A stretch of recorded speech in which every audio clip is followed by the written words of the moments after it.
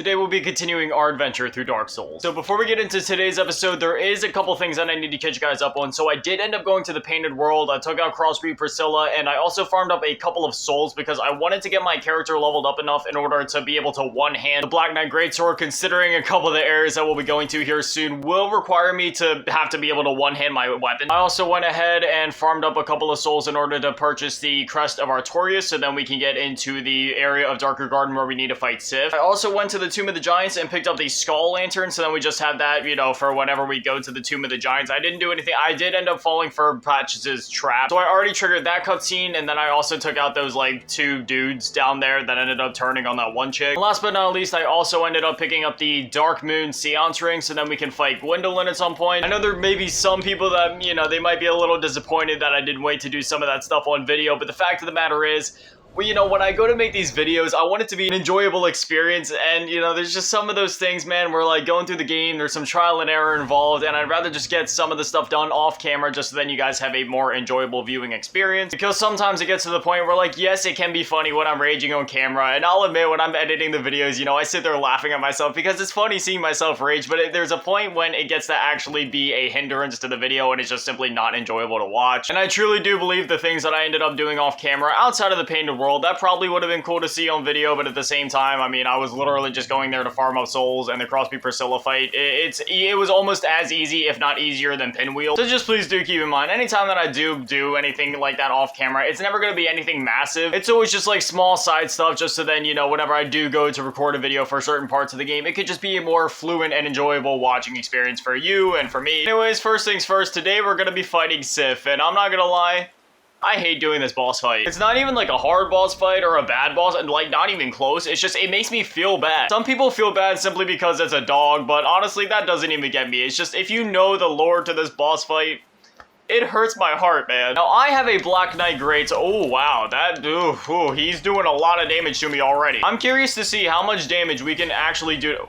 How did that hit not connect? How much damage are we doing if I can actually land a hit? I'm so confused. How are none of these hits connecting? Okay, so we're doing decent-ish damage. Probably gonna have this guy down in no time if I'm gonna be honest. Sif isn't a fight that I generally, like, ever get stuck on either. I mean, this is one of those fights where it's like, yeah, sure, I mean, he has, like, some more complicated movesets compared to other enemies in the game, because a lot of enemies in this game, like, they really aren't as aggressive as mobile as, like, some of the later Souls bosses, like, obviously some in DS3, or even, like, in the DLC of this game, like, with Artorias and Manus, you know, they're very mobile, and they have a very wide moveset, but that really isn't the case for a lot of bosses in this game, but Sif is one of those where, you know, he'll move around a lot more, but anyway, I mean, we defeated Sif before I could even finish commentating, you know, that point, so needless to say, yeah, he wasn't too big of a struggle. I guess now we're gonna go ahead and warp back to the bonfire, and then I'm not even really sure what I want to do next. I mean, I got a couple of souls, but I guess I'll use, like, the Soul of Sif and maybe level ourselves up a bit more. Since I already got the first part of Tomb of the Giants taken care of, and since that's the area that I actually look forward to the least in each playthrough, I guess we could go get that taken care of next. I already got the Skull Lantern equipped, so I might as well. And if anyone is curious as to why I switched out the Gargoyle Helm for the Mask of the Child, it's because the Mask of the Child gives you, like, a slight increase to your stamina regen, and that's pretty important for a strength build like me. I'm gonna go ahead and kindle this bonfire. I don't think we're gonna be dying or anything like that. I mean, we have 18 Estus flasks on us because I did go ahead and kindle the Firelink Shrine bonfire all the way up to max. But anyway, this is the reason that I came down here before making a video on it, because again, there may be some people that are, like, kind of disappointed, like, hey, why couldn't you do that on a video? And it's because you guys literally wouldn't have even been watching a video. Like,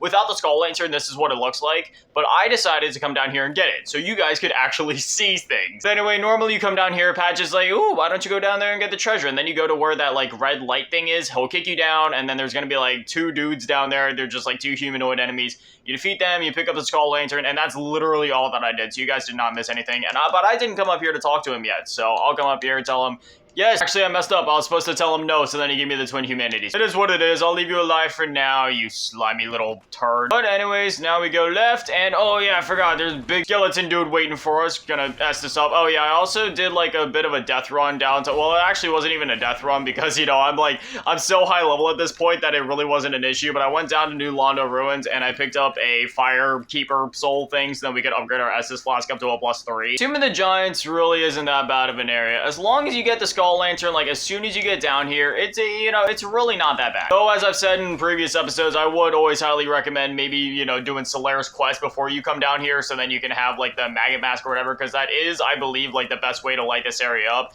And this knight is really giving me a run for my money right now. This dude literally hits like a train. I'm getting beat up right now.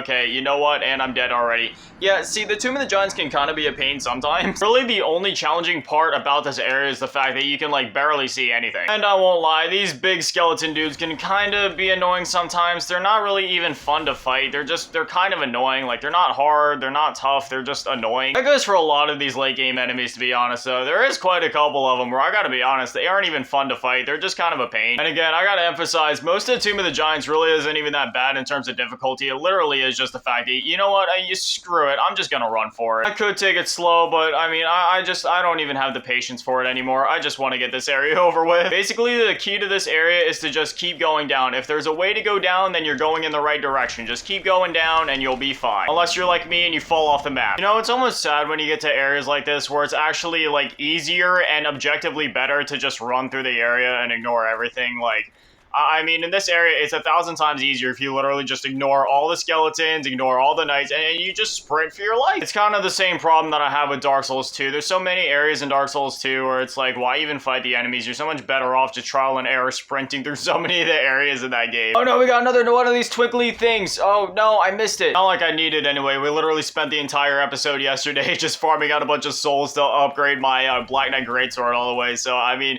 I guess I really don't need the twinkling things anyway. It's just an OCD thing. When I see him, I like to try to get him. Thankfully, we're actually almost at the boss. Oh yeah, there's like 5 million pinwheels in here. See, fighting one pinwheel during his boss fight, it's not that tough, but then you get down here and there's like 1 million of them, and I mean, I wouldn't say they're tough, but they do actually do a respectable amount of damage. But anyway, you just kind of sprint past them like I am here, roll through this, and boom, just like that, it is time for the boss fight. One thing I will say before you do this boss fight, put on Havel's armor. Just whatever you do, make sure you are fully stacked out. And how this goes for basically all of the endgame bosses outside of Seath and Bed of Chaos.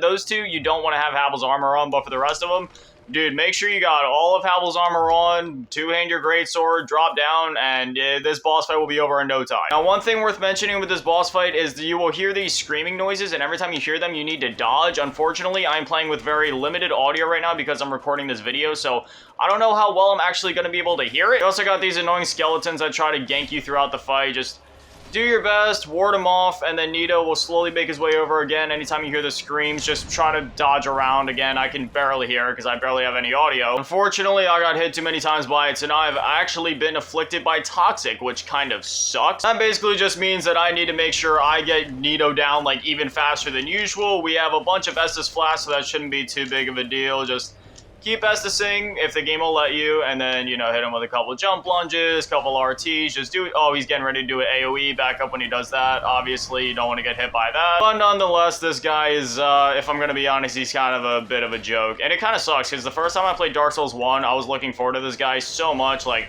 I saw him in the opening cutscene, I thought he looked so cool, I thought he was going to be, like, my favorite boss in the game, but, yeah, you can beat him in about 30 seconds. There it is, we officially have our first Lord Soul, which means we only have 3 more to go. Those being Bed of Chaos, aka the worst boss in gaming history, Seath the Scaleless, and 4 Kings. I'm not sure which one I want to take out next, but what I do know is that we're gonna level up, just, you know, plop some levels into some of these places, I don't know, something like that. And now next, we are gonna go to the Dark Moon Tomb and take out Gwendolyn, because, I mean, why not? So you get access to the, ooh, you know what? I should definitely change my armor back. I don't think sprinting after Gwendolyn in full Havel's armor is going to work out well for me. Let me just slap on the Dark Moon Seance ring, and then, oh, what do you know? It opens up, and then after that, we can just put our normal ring back on. These are the only 2 rings I ever use in DS1. Ring of Favor and Protection for the extra health, stamina, equip load, and all that, and then Havel's ring for, well, you know, even more equip loads, so then we can have a ridiculous setup like this and still be fast rolling. Dark Sun Gwendolyn, once again, another easy boss fight. He'll do his magic attacks, and then he'll, you know, teleport away. Usually, the key to this fight is, well, there really isn't any key to this fight. Just hide behind pillars anytime that he does his magic attacks. Run out when you can. I don't want to talk about it. I'm not putting any of it in the video. We're gonna cut that. And luckily, as long as you use the ring once, you don't need to put it back on. So right now, as you can see, I still have Ring of Favor and Protection, Havel's ring. I don't have the Dark Moon Seance ring.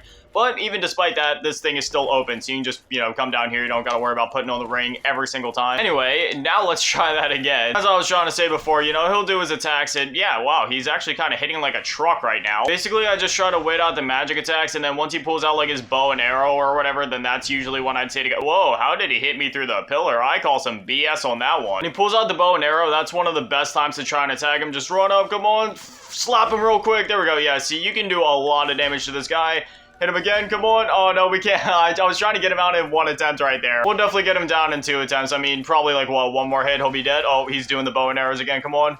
Run past all the arrows. Come on. Don't teleport away from me. You will not survive. Slap him, and that is the boss fight over. We got the soul of Gwendolyn, victory achieved. And then we got some chests down here with some goodies inside. The first chest on the left has absolutely nothing, and then you come up to the chest in the center, and oh, look at that, the Miracle Sunlight Blade. Not that that's, you know, any good for us, because we don't have literally any stats in any of our magic stuff.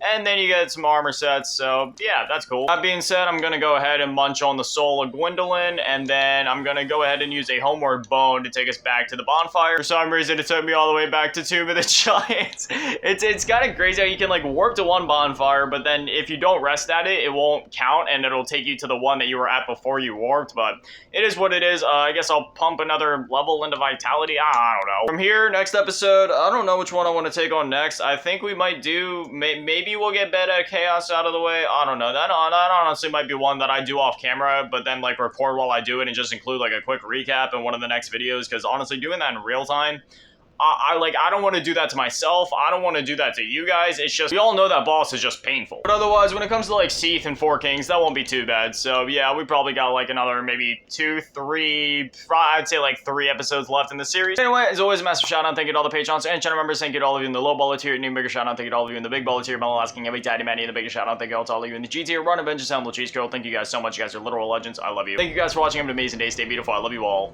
Peace.